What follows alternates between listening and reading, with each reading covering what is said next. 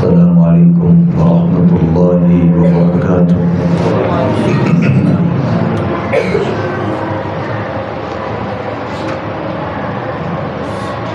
إن الحمد لله نحمده ونستعينه ونستغفره ونعوذ بالله من شرور أنفسنا ومن سيئات أعمالنا. من يهده الله فلا مضل له ومن يضلل فلا هادي له. وأشهد أن لا إله إلا الله وحده لا شريك له. وأشهد أن محمدا عبده ورسوله. يا أيها الذين آمنوا اتقوا الله حق تقاته ولا تموتن إلا وأنتم مسلمون. يا أيها الناس اتقوا ربكم الذي خلقكم من نفس واحدة وخلق منها زوجها وبث منهما رجالا كثيرا ونساء. واتقوا الله الذي تساءلون به والأرحام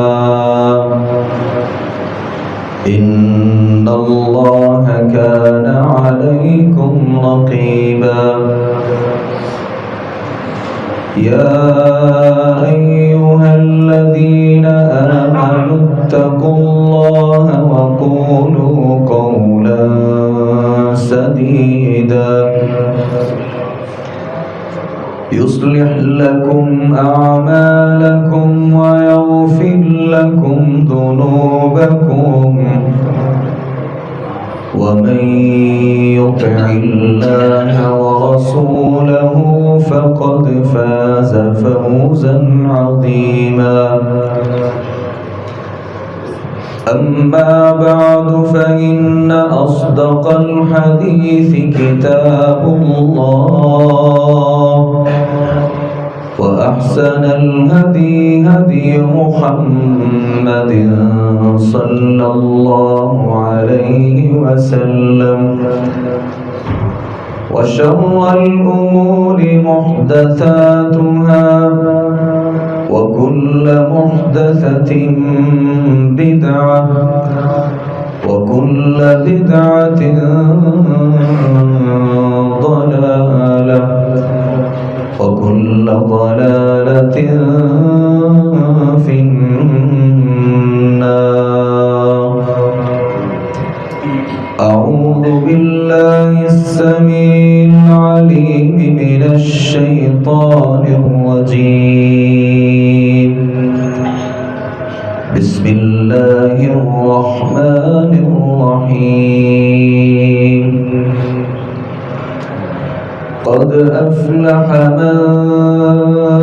تزكى وذكر اسم ربه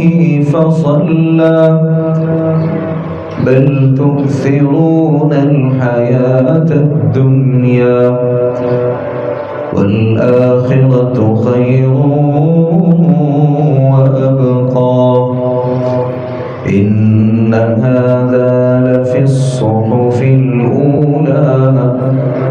صحف إبراهيم وموسى. तमाम किस्म की तारीफ़ात तमहीदात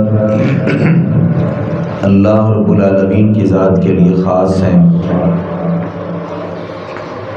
जिस खालिक कायनात मालिक कायनात अहकमुल हाकिमीन रब्बुल आलमीन ने ہمیں انسان پیدا فرمایا، درود و سلام ہو نبیوں کے امام، پاک بازوں کے سردار،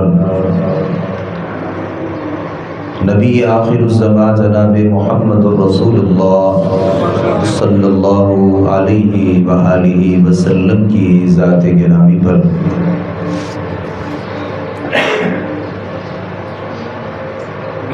اللہ کی توفیق سے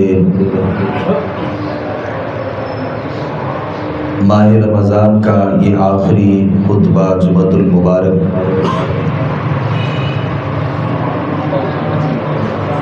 جس میں اللہ تعالیٰ کی خاص توفیق سے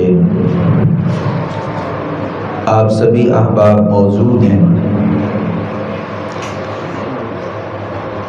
میں آج کے خطبہ جمعۃ المبارک میں اس بات کا ذکر کیے دیتا ہوں، انسان کو جو اللہ نے ایک نفس عطا کیا ہے اور جو انسان کا وجود ہے، اللہ نے اس وجود میں کئی سارے پہلوؤں کو جگہ دی ہے۔ انسان کا جو وجود ہے وہ بیک وقت انسان کو غلطیاں کرنے پر ابھارتا بھی ہے،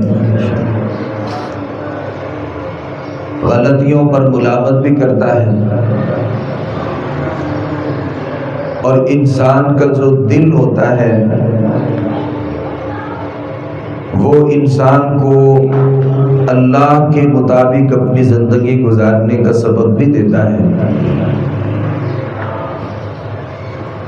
ہمارا جو وجود ہے اس میں جو نفس، جسے کبھی نفس لوامہ کہا جاتا ہے، کبھی نفس امارہ کہا جاتا ہے، اور کبھی نفس مطمئنہ کہا جاتا ہے، میں آج کے خطبہ جمعۃ المبارک میں اس بات کا تذکرہ کرنا چاہوں گا۔ ہر وہ شخص جس کا دل گناہوں کی طرف دھڑکتا ہے، ہمیشہ اس کا دل اللہ کی نافرمانیوں کی طرف، اس کی بغاوتوں کی طرف، اور ہمیشہ اس کا دل اس بات پر لگا ہوتا ہے کہ میں نے کس طریقے سے اللہ کی نافرمانی کرنی ہے۔ وَمَا أُبَرِّئُ نَفْسِي إِنَّ النَّفْسَ لَأَمَّارَةٌ بِالسُّوءِ، نفس امارہ جو ہوتا ہے وہ انسان کو برائی کرنے پر ابھارتا ہے۔ انسان کس طریقے سے نفس امارہ کو نفس مطمئنہ بنا سکتا ہے؟ کبھی انسان غلطی کرتا ہے،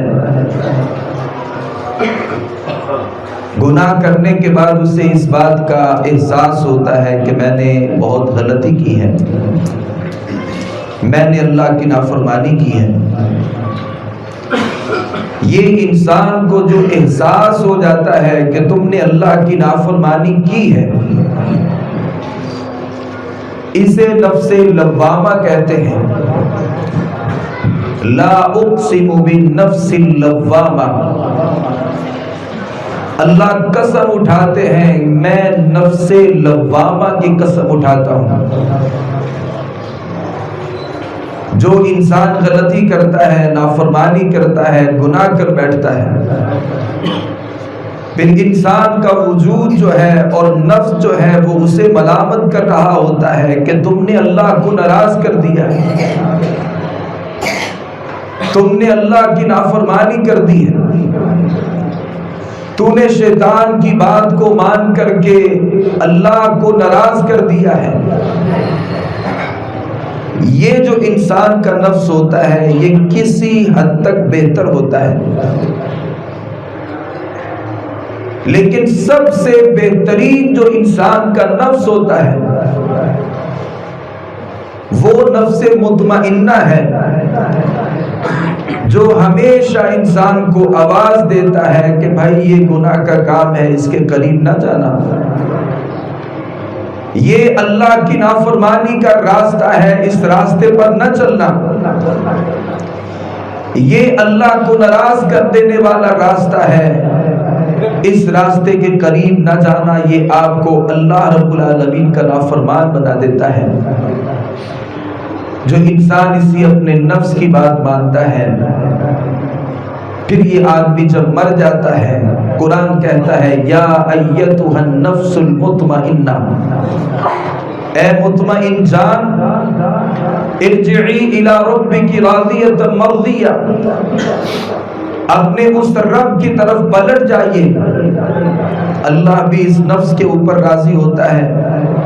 اور یہ بھی اللہ کے اوپر راضی ہوتا ہے۔ فادخلی فی عبادی، تو اللہ کہتے ہیں میرے جو خاص بندے ہیں ان بندوں میں شامل ہو جائیے اور میری جنت میں داخل ہو جائیے۔ میں آج کے خطبہ جمعۃ المبارک میں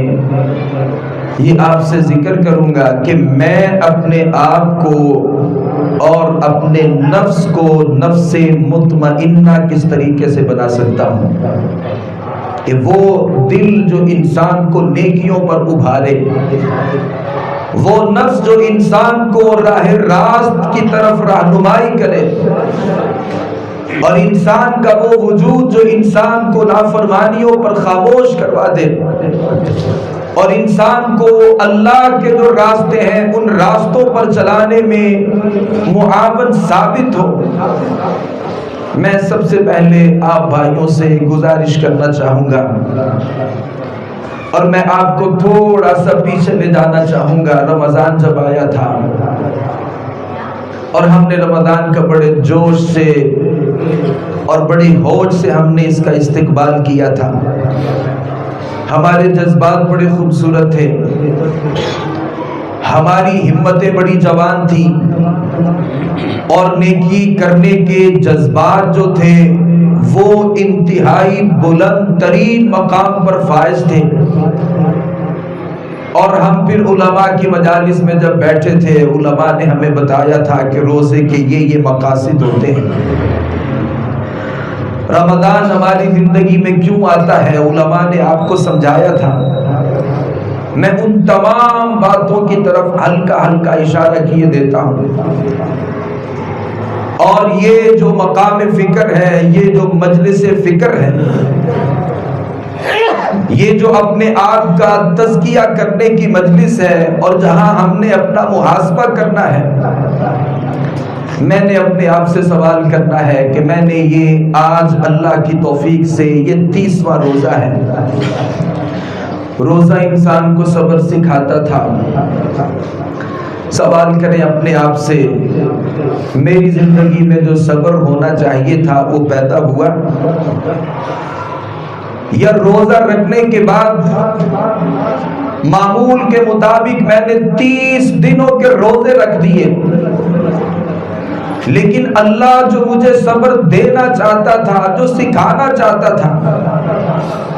کیا میری زندگی میں وہ صبر پیدا ہوا، یا ابھی بھی جب افطاری کا وقت ہوتا ہے اور میرے سامنے کھانے پینے کے ساز و سامان پڑے ہوتے ہیں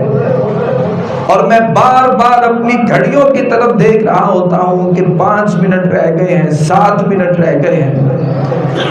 اور پھر بار بار اپنی زبان سے اس بات کا اظہار کر رہا ہوتا ہوں کہ آج روزہ بڑا مشکل تھا اور بڑی مشکل سے میں نے اس روزے کو پورا کیا ہے، پھر وہ انتظار کر رہا ہوتا ہے، ہر طرف اس نے اپنی کانوں کی سماعتوں کو ڈالا ہوتا ہے کہ کسی طرف سے کوئی اذان کی آواز مجھے سنے اور میں فوری طور پہ اپنے اس روزے کو افطار کر لوں۔ میں یہ نہیں کہتا کہ روزہ لیٹ افطار کرنا چاہیے، یہ جو بے صبری کی ایک کیفیت تھی، اگر یہ میرے اندر ویسے ہی موجود رہی تو میں نے روزے سے صبر نہیں سیکھا۔ یہ آخری عشرہ تھا، اور اس آخری عشرے میں آپ کو پتہ ہے بازاروں میں، گلی محلوں میں، ہمارے چوک چوراہوں پر بڑا رش لگا ہوتا ہے، ٹریفک ہر وقت تقریباً جام رہتی ہے، میں اگر وہاں سے گزرتا ہوں اور مجھے 2-4 منٹ اگر کسی سگنل اشارے پر رکنا پڑتا ہے تو اگر وہاں میں بے صبرا ہو جاتا ہوں، کوئی مجھے ہلکی سی بات کر دے، میں اپنے جذبات کو جب کھو بیٹھتا ہوں اور جب تک میں 2 کی 4 نہیں سنا لیتا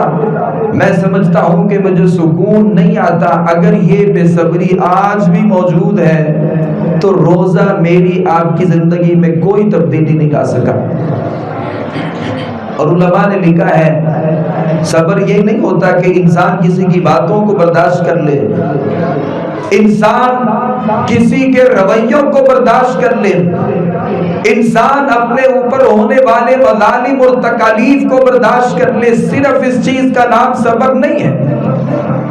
بلکہ صبر کی دوسری قسم پتہ کیا ہوتی ہے کہ انسان اپنے آپ کو نیکی کے کاموں پر صابر رکھے، اسے بھی صبر کہتے ہیں۔ انسان اپنے آپ کو گناہوں سے روک لے، یہ صبر کی سب سے بہترین قسم ہے۔ کہ انسان کا دل کرتا ہے میں غلطی کروں، نافرمانی کروں، اللہ کی بغاوت کروں، لیکن انسان اپنے آپ کو روک لیتا ہے کہ مجھے برداشت کرنا ہے اور مجھے اللہ کی اس نافرمانی کے قریب نہیں جانا۔ یہ صبر کی بہترین قسم تھی، اور اگر یہ بھی میری زندگی میں پیدا نہیں ہوئی تو اس کا مطلب یہ ہے کہ جو روزے کا ایک بہت بڑا فلسفہ تھا اور روزے کا ایک بہت بڑا مقصد تھا، میں نے اس مقصد کو بھلا دیا اور وہ میری زندگی میں پیدا نہیں ہوا۔ رمضان آپ کو اور یہ روزہ آپ کو تقوی سکھاتا تھا۔ جب بھی رمضان آتا ہے علماء اس آیت مبارکہ کو پڑھتے ہیں، یا ایھا الذین آمنوا کتب علیکم الصیام، لوگوں اللہ نے تمہارے اوپر روزوں کو فرض کر دیا ہے، لعلکم تتقون، تاکہ تم اللہ سے ڈرنے والے بنو، تمہارے اندر اللہ کا ڈر پیدا ہو، تمہارے اندر اللہ کی خشیتیں پیدا ہو، تمہارے اندر اللہ کا خوف پیدا ہو۔ یہ 30 دن گزر گئے، سوال کریں اپنے آپ سے، کیا یہ روزہ میرے دل میں اللہ کا ڈر پیدا کر سکا ہے، یا آج بھی بڑی دلیری کے ساتھ گناہ کرتا ہوں، یا آج بھی اپنی زندگی بڑی بے خوفی سے گزارتا ہوں اور مجھے کوئی پرواہ نہیں ہوتی، نافرمانی کرتا ہوں مجھے کوئی پرواہ نہیں ہوتی، بلکہ دل مطمئن ہوتا ہے۔ اگر یہ کیفیت ابھی بھی ہے تو روزے کا جو یہ مقصد تھا تقوی، میں نے اس تقوی کو حاصل نہیں کیا۔ رمضان جو تھا وہ غم خاری کا ایک مہینہ تھا، اس میں ہم نے لوگوں کو ساتھ لے کر کے چلنا تھا۔ یہ سحری کروانے کے مہینہ تھا، یہ افطاریاں کروانے کا مہینہ تھا، اس میں غریب بھائیوں کو زکوٰۃ دے کر کے انہیں اپنے ساتھ بٹھانے کا مہینہ تھا، اور اپنے محتاج اور مساکین جو ہیں اپنے مال میں سے فطرانہ ادا کر کے اپنے ان بھائیوں کے اور ان مجبور لاچار بیواؤں خواتین اور یتیم بچوں کے سر پر ہاتھ رکھنے کا مہینہ تھا۔ اگر وہ میرے دل میں یہ بھی پیدا نہیں ہوا، کسی غریب آدمی سے محبت یہ رمضان میرے دل میں نہیں پیدا کر سکا، اور کسی غریب کی غربت کا یہ احساس مجھے یہ مہینہ نہیں دلا سکا، تو میں نے رمضان کے اس مقصد کو بھی بلا دیا اور میں اس میں بھی ناکام ہو گیا۔ رمضان کا پتہ ایک بہت بڑا مقصد کیا تھا؟ اللہ نے جو حلال کیا ہے اسے حلال سمجھا جائے، جو حرام کیا ہے اسے حرام سمجھا جائے۔ حالت روزہ میں انسان نہیں کھاتا نہیں پیتا، حلال چیزوں کو بھی حرام کرتا ہے اپنے اوپر۔ اللہ جو ایک سبق دینا چاہتا تھا کہ رمضان اس لیے ہے، روزے اس لیے ہیں کہ اللہ چاہے تو حلال کو بھی حرام کر دے، یہ اتھارٹی صرف اللہ رب العالمین کے پاس تھی۔ کیا میں اس بات پر تیار ہو چکا ہوں کہ اللہ جو حلال کر دے گا وہ حلال ہے، جو حرام کر دے گا وہ حرام ہے؟ کیا میں اس بات کو عملی طور پہ ماننے کے لیے تیار ہوں؟ میرے بھائیوں، اگر آپ ماننے کے لیے تیار ہیں زندگی میں جگہ دینے کے لیے تیار ہیں تو بہت مبارک ہو، یہ رمضان آپ نے حاصل بھی کر لیا اور پا بھی لیا۔ لیکن اگر آپ کو لگتا ہے کہ حلت اور حرمت کے جو فتوے میں اپنی مرضی سے علماء اور مولویوں سے لے لیتا ہوں، یا اپنے نفس سے سوال کر لیتا ہوں، یا اپنی خواہشات پہ چل لیتا ہوں، اور میں سمجھتا ہوں کہ اللہ کیا کہتا ہے کوئی پرواہ نہیں ہے، نبی کیا کہتے ہیں کوئی پرواہ نہیں ہے، اگر اس کے مطابق آپ کی رمضان کے بعد کی زندگی ہوگی تو بڑی معذرت کے ساتھ یہ رمضان ہم نے ضائع اور برباد کر دیا ہے۔ اگر آپ ناراض نہ ہوں، میں آپ کو یہ بات بھی بتا چاہتا ہوں کہ یہ رمضان اس لیے تھا، اللہ نے بڑے بہانے دیے اور چھوٹے چھوٹے اللہ نے مواقع دیے تھے انسان کی زندگی سے گناہوں کے خاتمے کے لیے۔ کہا کہ من قام رمضان ایمانا واحتسابا غفر له ما تقدم من ذنبه، جس نے رات کے قیام کیے اللہ نے اس کے سابقہ گناہ معاف کر دیے، جس نے روزہ رکھا اللہ نے اس کے سابقہ گناہ معاف کر دیے۔ من قام لیلۃ القدر، جس نے لیلۃ القدر کا قیام کیا اللہ نے اس کے سابقہ گناہ معاف کر دیے۔ اور اللہ کے نبی صلی اللہ علیہ وسلم نے منبر پر چڑھتے ہوئے جو آمین کہا تھا، اور اس آمین میں ایک بد دعا کی تھی کہ وہ آدمی جس کی زندگی میں رمضان آیا اور اس آدمی نے اللہ سے اپنی بخشش نہیں کروائی، اس آدمی کے لیے گھاٹے ہیں، اس آدمی کے لیے خسارے ہیں، اس آدمی کے لیے جہنم کی وادی ویل ہے۔ اور اللہ کے نبی صلی اللہ علیہ وسلم نے فرمایا تھا اس آدمی کی ناک خاک آلود ہو جس کی زندگی میں رمضان آیا اور اس نے اپنے آپ کی بخشش نہیں کروائی۔ میں سوال کرتا ہوں اپنے آپ سے، آپ بھی سوال کریں اپنے آپ سے، ان 30 دنوں میں کیا میں اللہ سے وہ معافی کا سرٹیفکیٹ حاصل کر سکا ہوں، یا مجھے لگتا ہے کہ میں نے اللہ کو راضی نہیں کیا؟ اگر آپ مطمئن ہیں اس بات پر، اور علماء نے لکھا ہے توبہ یہ نہیں ہوتی کہ کوئی آدمی اللہ سے کہے کہ اللہ میں تیرے سے توبہ کرتا ہوں، یہ توبہ نہیں ہے۔ کوئی آدمی اپنی زبان سے کہتا ہے استغفر اللہ، میں اللہ سے بخشش مانگتا ہوں، وہ اپنی اس کی زبان کا ایک فعل ہے، اس کے عمل میں اس کا کوئی وجود نہیں ہے، تو یہ توبہ نہیں ہے۔ بلکہ علماء نے لکھا ہے توبہ یہ ہوتی ہے کہ انسان اس گناہ کو جب عملی طور پہ چھوڑ دیتا ہے، یہ صحیح معنوں میں توبہ ہے۔ اور علماء نے یہ بھی لکھا ہے کہ توبہ بندے کی پتہ کب قبول ہوتی ہے؟ جب انسان کا دل مطمئن ہو جاتا ہے کہ میں نے جو اللہ سے توبہ کی تھی وہ اللہ نے قبول کر لی ہے۔ اور توبہ کی قبولیت کے علامتوں میں سے ایک علامت یہ بھی ہوتی ہے کہ انسان اپنے اس گناہ کو ہمیشہ کے لیے چھوڑ دیتا ہے۔ اور توبہ کی قبولیت کی علامتوں میں سے ایک علماء نے علامت یہ بھی لکھی ہے کہ آدمی جو ہوتا ہے وہ اس گناہ کو چھوڑ کر کے اس کے متبادل کسی نیکی پر ہمیشگی اختیار کر لیتا ہے، اور اس آدمی کا دل جو ہے وہ اطمینان میں آ جاتا ہے۔ تو میں نے کبھی اللہ سے دعا کی اور توبہ کی اور اس کے بعد میرا دل مطمئن ہو گیا ہو اور دلی طور پر مجھے یقین ہو گیا ہو اور میں نے اپنے آپ کو اطمینان دلا دیا ہو کہ میں نے جو اللہ سے مانگا تھا وہ دے دیا، اگر آپ دلی طور پر توبہ کر کے اس بات پہ راضی ہو چکے ہیں کہ اللہ نے آپ کی توبہ قبول کر لی ہے، میں پھر بھی آپ کو مبارکباد دیتا ہوں۔ لیکن اگر آپ کو لگتا ہے نا کہ میں نے اس پورے رمضان میں ایک موقع بھی ایسا نہیں تھا، کوئی مجھے نہیں دیکھ رہا تھا سوائے اللہ کی ذات کی، اور میں کسی بند کوٹری میں بیٹھا تھا اور اندھیروں میں بیٹھ کر کے میں نے اللہ کے دروازے کو کھٹکھٹایا تھا اور اللہ کے سامنے میں نے عذر اپنے گناہوں کو پیش پیش کیا تھا اور میں نے اللہ کے دروازے کو کھٹکھٹا کر کے اللہ کے سامنے اپنی آنکھوں سے ندامت کے آنسوؤں کو بہایا تھا اور اللہ سے یہ وعدہ کیا تھا اللہ آج مجھے معاف کر دے، میں یہ دوبارہ گناہ نہیں کروں گا، اور پھر آپ کا دل مطمئن ہو گیا تھا، تو آپ بڑے مبارکباد کے مستحق ہیں۔ لیکن معذرت کے ساتھ اگر یہ ان 30 دنوں میں مجھے موقع نہیں ملا اور میں اللہ سے توبہ نہیں کر سکا اور میں اپنے ان گناہوں سے اللہ سے معافی نہیں مانگ سکا جو گناہ کئی سال سے میرا پیچھا نہیں چھوڑ رہے، 5 سال ہو گئے، 10 سال ہو گئے، 20 30 سال گزر گئے، لیکن آج بھی وہ گناہ میری زندگی میں بدستور شامل ہیں، تو آپ سمجھ لیجئے کہ آپ نے رمضان کے اس مقصد کو بھی حاصل نہیں کیا۔ یہ محاسبہ کون کرے گا؟ رمضان تو گزر جائے گا، یہ آج جو دن ہے، آج جو چاند نکلے گا، ہم رمضان کو الوداع کر دیں گے اور اگلے مہینے کا استقبال کریں گے، یہ رمضان گزر جائے گا۔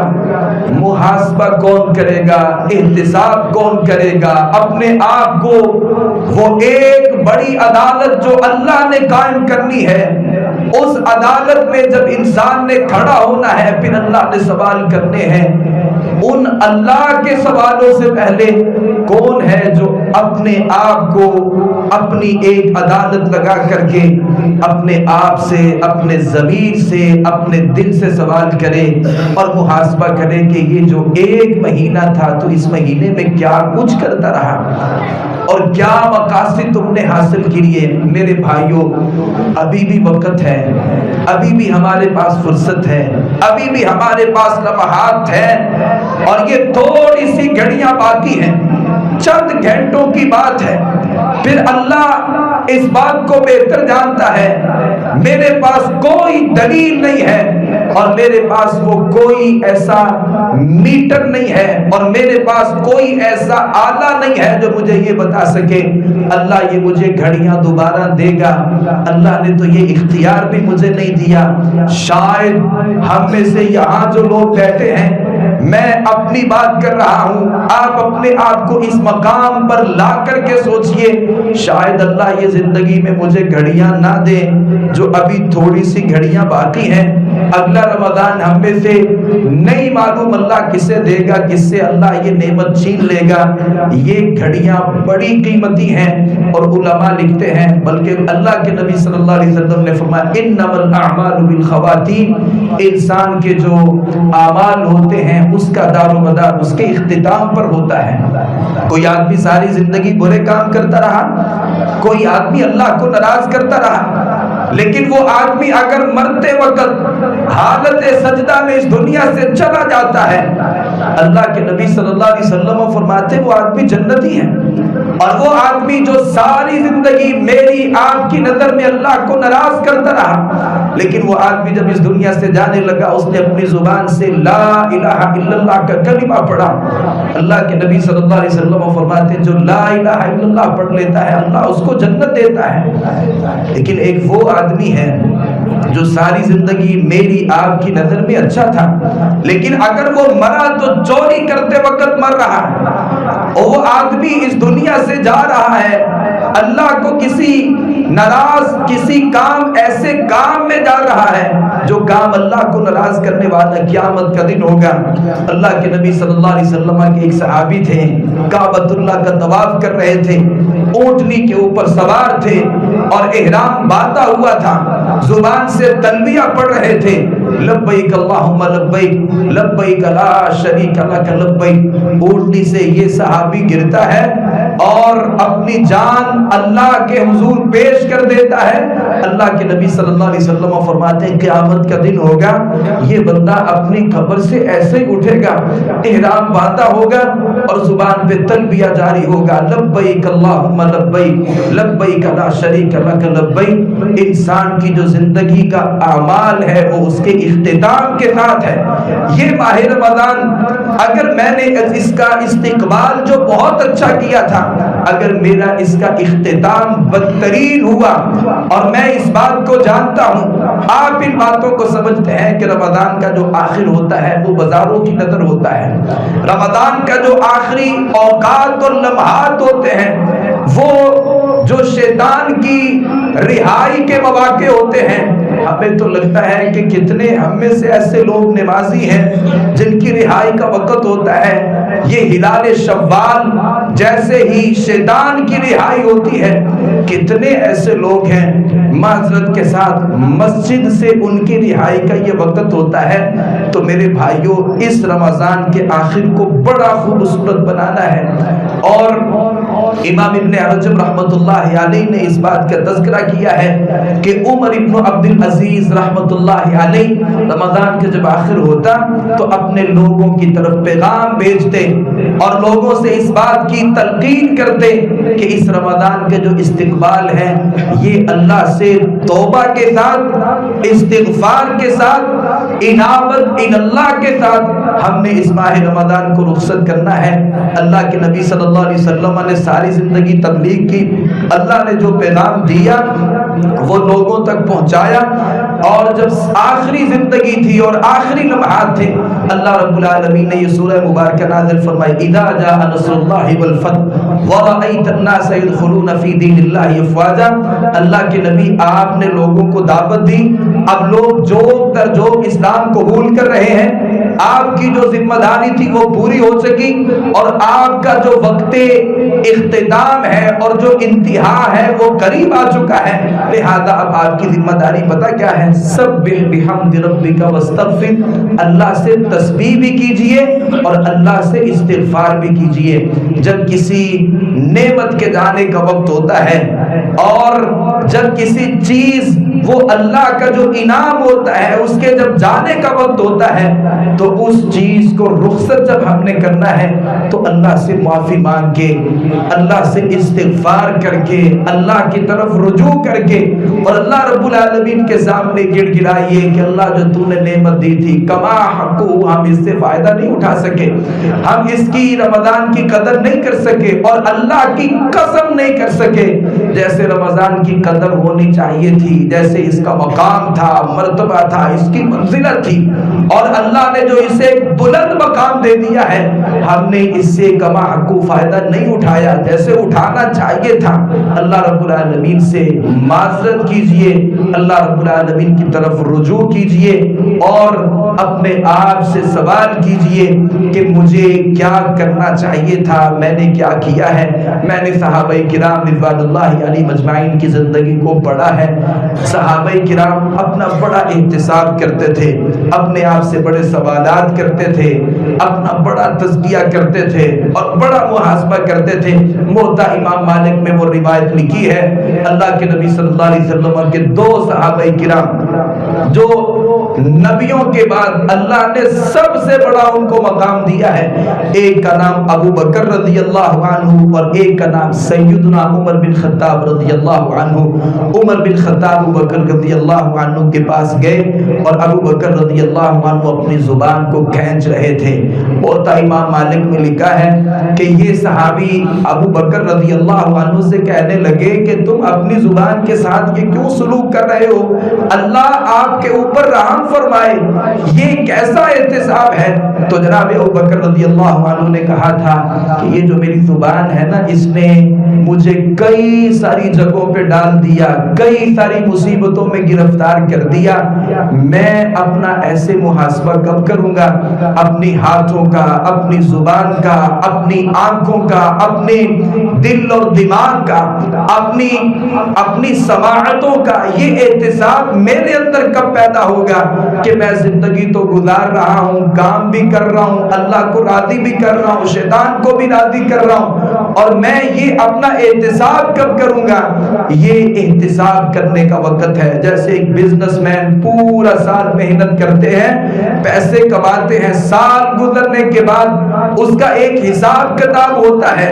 اور دیکھا جاتا ہے نفع کیا ہے, نقصان کیا ہے, ان ساری چیزوں کو دیکھا جاتا ہے. تو یہ احتساب کرنے کا وقت ہے. جیسا کہ سیدنا ابو بکر رضی اللہ عنہ اپنا احتساب کر رہے تھے, اور وہ حنظلہ رضی اللہ عنہ جو اپنے گھر سے نکلے تھے اور راستے میں ابو بکر رضی اللہ عنہ سے ملاقات ہوئی تھی اور کہا تھا نافق حنظلہ, حنظلہ تو منافق ہو گیا ہے. ابو بکر رضی اللہ عنہ نے کہا کہ منافق ہونے کی وجہ کیا ہے؟ کہا کہ اللہ کے نبی صلی اللہ علیہ وسلم کی مجلس میں ہوتا ہوں, ایمان بڑھ جاتا ہے, اس مجلس سے نکل جاتا ہوں, اپنے گھر بار کاروبار مال و متاع میں جب مشغول ہو جاتا ہوں وہ ایمان نہیں رہتا. تو ابو بکر رضی اللہ عنہ نے کہا یہ تو میری بھی کیفیت ہے, میری بھی کیفیت ہے, آپ کی بھی کیفیت ہے. یہ دو صحابہ کرام اللہ کے نبی کے پاس جاتے ہیں اور جا کر کے اپنا ماجرا رکھا, اللہ کے نبی حنظلہ تو منافق ہو گیا ہے, آپ کے پاس ہوتا ہوں ایمان کوئی اور ہے, چلا جاتا ہوں ایمان ختم ہو جاتا ہے, یوں لگتا ہے کہ میری زندگی میں نفاق ہے, منافقت آ چکی ہے. تو اللہ کے نبی صلی اللہ علیہ وسلم نے فرمایا اگر تم ویسے ہی رہو جیسے میری مجلس میں رہتے ہو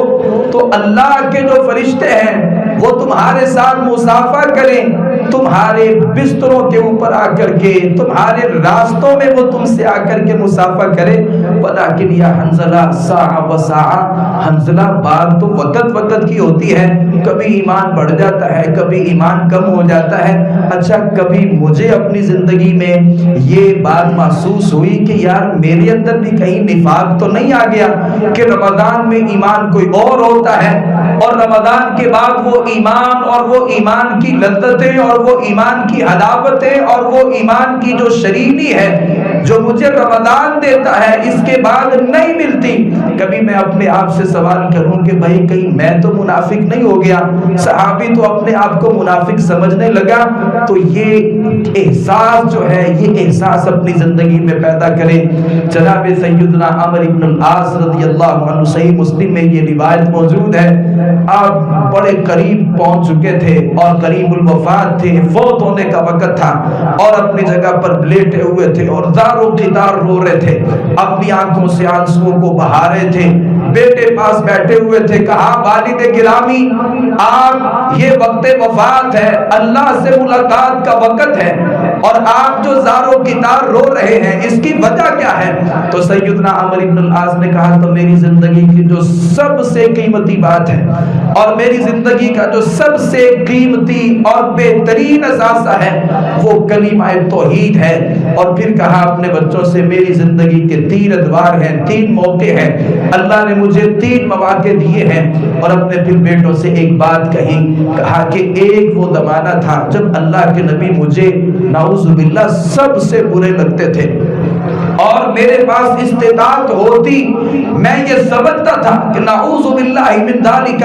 میں اللہ کے نبی صلی اللہ علیہ وسلم کو قتل کر دوں. بیٹو اگر میں اس حال میں اس دنیا سے چلا جاتا تو یقینی بات تھی اللہ نے مجھے جہنم کے اندر بھیجنا تھا. پھر میری زندگی میں وہ موقع آیا, میں اسلام سے متاثر ہوا اور میں اسلام قبول کرنے کے لیے اللہ کے نبی صلی اللہ علیہ وسلم کے پاس آیا. میں نے کہا اللہ کے نبی اسلام قبول کرنا چاہتا ہوں. آپ نے اپنا ہاتھ بڑھایا اور میں نے بھی اپنا ہاتھ بڑھایا, کہا ہاتھ پر ہاتھ رکھ کے بیعت کر کے اسلام قبول کر لیجئے. یہ عمرو بن عاص نے اپنا ہاتھ پیچھے کر لیا اور کہا اللہ کے نبی گناہ بہت زیادہ ہیں, نافرمانیاں بہت زیادہ ہیں, میں نے اللہ کو بڑا ناراض کیا ہے, شیطان کو بڑا راضی کیا ہے, میری زندگی میں گناہوں کے لمبے چوڑے انبار لگے ہوئے ہیں. آپ صلی اللہ علیہ وسلم نے کہا عمر تمہیں نہیں پتا کہ جو اسلام ہوتا ہے یہ سابقہ گناہوں کو معاف کر دیتا ہے, حج جو ہوتا ہے یہ سابقہ گناہوں کو معاف کر دیتا ہے, ہجرت جو ہوتی ہے وہ سابقہ گناہوں کو معاف کر دیتی ہے. پھر یہ عمرو بن عاص نے اللہ کے نبی صلی اللہ علیہ وسلم کے ہاتھ پر ہاتھ رکھ کے بیعت کر کے اسلام کو قبول کیا. عمرو بن عاص کہتے ہیں اگر میں اس دور میں اللہ کے پاس چلا جاتا مجھے یقین تھا اس بات کا اللہ مجھے جنت دے گا. اور پھر اللہ کے نبی اس دنیا سے چلے گئے. میری زندگی میں بھی کئی سارے اور کام شامل ہو گئے، اور آج حالت یہ ہے کہ میں آج اللہ کے پاس چلا جاؤں، مجھے کوئی گارنٹی نہیں ہے کہ اللہ مجھے جنت دے گا یا اللہ رب العالمین مجھے جنت نہیں دیں گے۔ میرے بھائی، یہ وہ صحابی تھا جس نے اپنی آنکھوں سے اللہ کے نبی کو دیکھا، اور وہ آنکھیں جو اپنے ایمان کی حالت میں نبی کا دیدار کر لیتی ہیں، اللہ قرآن میں کہتا ہے کہ اللہ رب العالمین تو ان سے راضی ہے، اللہ نے جہنم کی آگ کو ان کے لیے حرام کر دیا ہے۔ یہ صحابی جس نے ہاتھ نبی کے ہاتھ پر رکھے تھے اور اسلام کو قبول کیا تھا، اور نبی نے اس بات کی گارنٹی دی تھی کہ اللہ نے تیرے سابقہ گناہ معاف کر دیے ہیں، جس کے لیے نبی گارنٹی دے رہا ہے، اللہ گارنٹی دے رہا ہے، وہ صحابی کہتا ہے کہ میں کچھ ایسے کاموں میں مشغول ہو گیا تھا، اب نہیں پتا اللہ مجھے جنت دے گا یا جہنم دے گا۔ میرے بھائیوں، یہ والا احتساب جو ہے یہ مجھے اپنی زندگی میں لانے کی ضرورت ہے۔ اگر کلمہ پڑھنے کے بعد، اسلام قبول کرنے کے بعد میں یہ سمجھتا ہوں کہ میرے سے پکا کوئی مسلمان نہیں ہے، اور میرے سے پکا کوئی حاجی اور نمازی نہیں ہے، اور میرے سے بہترین اس دنیا میں کوئی انسان نہیں ہے، پھر یاد رکھ لیجئے قرآن کہتا ہے لا تزکوا انفسکم، اپنے آپ کو پاک صاف نہ کو، هو اعلم بمن اتقى، یہ تو اللہ کو بہتر پتا ہے کہ آپ میں سے کون اللہ سے ڈرنے والا ہے۔ اگر آپ اس مقام پر ہیں، آپ کا تزکیہ نہیں کر سکتے، آپ گناہوں سے دور نہیں بھاگ سکتے، اور اگر آپ روزانہ کا احتساب کرتے ہیں، ہر مہینہ گزرنے کے بعد اپنا احتساب کرتے ہیں، ہر دن گزرنے کے بعد رات میں اپنا احتساب کرتے ہیں، تو میں اس بات کو سمجھتا ہوں کہ اللہ توبہ کی توفیق بھی دے گا، اور اللہ رب العالمین میری آپ کی اصلاح بھی فرمائے گا۔ تو یہ جو کچھ گھڑیاں باقی ہیں، اس میں اپنا احتساب کیجئے، جہاں کمی ہو گئی تھی، کوتاہی ہو گئی تھی، اللہ رب العالمین سے معذرت کیجئے اور معافی مانگیے۔ اللہ رب العالمین مجھے آپ کو صحیح معنوں میں کتاب و سنت کو سمجھنے، اس پر عمل پیرا ہونے کی توفیق عطا فرمائے۔ وما علینا الا البلاغ المبین۔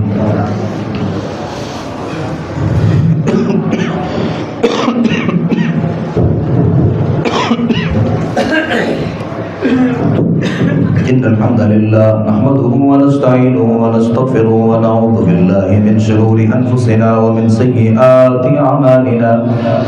من يهده الله فلا مضل له ومن يضلل فلا هادي له، أشهد أن لا إله إلا الله وحده لا شريك له،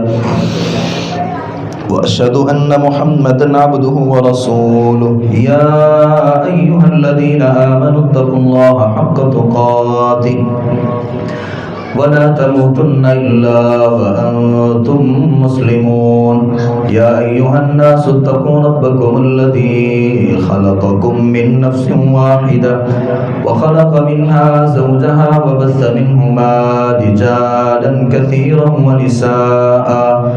واتقوا الله الذي تساءلون به والأرحام، إن الله كان عليكم رقيبا، يا أيها الذين آمنوا اتقوا الله وقولوا قولا سديدا يصلح لكم أعمالكم ويغفر لكم ذنوبكم، ومن يطع الله ورسوله فقد فاز فوزا عظيما۔ دو باتیں آپ احباب کے سامنے رکھنا چاہوں گا، ایک صدقۃ الفطر کے حوالے سے، جو احباب صدقۃ الفطر نہیں ادا کر سکے تو لوگوں کے عیدگاہ کی طرف نکلنے سے پہلے صدقۃ الفطر ادا کرنا ضروری ہے۔ اللہ کے نبی صلی اللہ علیہ وسلم نے ہر عاقل، بالغ اور نابالغ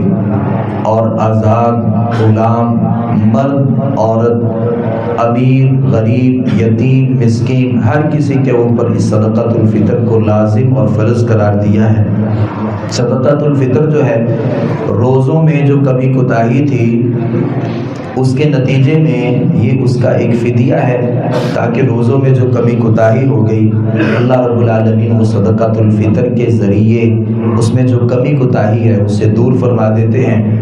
اور صدقۃ الفطر کا دوسرا مقصد طعمۃ للمساکین، مسکینوں کا کھانا ہے اور ان کی ضروریات کو پورا کرنا ہے۔ تو صدقۃ الفطر کی جو ادائیگی ہے وہ بہت ہی زیادہ ضروری ہے۔ تو یہ صدقۃ الفطر کی ادائیگی بہت بہتر ہے کہ اسے جن سے ادا کیا جائے، یعنی کوئی آدمی چاول دے دے، کسی کو گندم دے دے، آٹا دے دے،